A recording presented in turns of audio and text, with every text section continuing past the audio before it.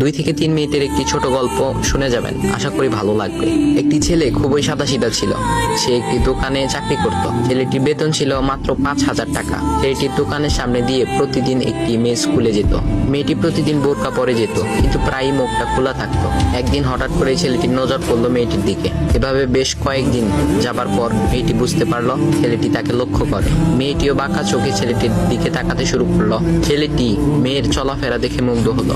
আফসোস করতে লাগলো, ইস, যদি আমিও আজ পড়াশোনা করতে পারতাম, তাহলে সাহস করে মেয়েটির সাথে কথা বলতে পারতাম। মেয়েটি বুঝতে পারলো ছেলেটি তাকে ভীষণ পছন্দ করে। তাই একদিন মেয়েটি ছেলেটির দোকানের পাশে দাঁড়িয়ে রইল। তখন ছেলেটি দুপুরের খাবার খাওয়ার জন্য দোকানের বাইরে আসে। সে চায়ের দোকানে গিয়ে 5 টাকার একটি রুটি খেয়ে পানি পান করে আসতে লাগলো। তখন মেয়েটি তার কাছে গেল। তুমি ভাত খেলে না, রুটি দিয়ে পেট ভরবে?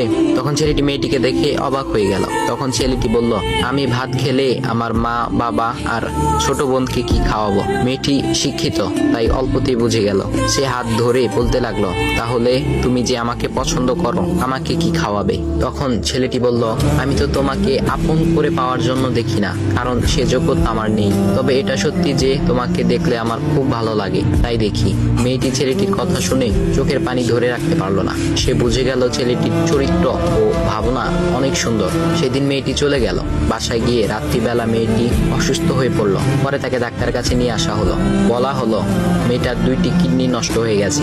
তখন মেয়ের বাবা ফোন করলো তার বন্ধুর ছেলেকে, যার সাথে বিয়ে দেওয়ার জন্য সে পাগল। কিন্তু মেয়েটি তার বাবার পছন্দের ছেলেকে বিয়ে করতে রাজি না, কারণ সে ছেলেটি টাকা থাকলেও কি হবে, তার চরিত্র খারাপ, সে লোভী।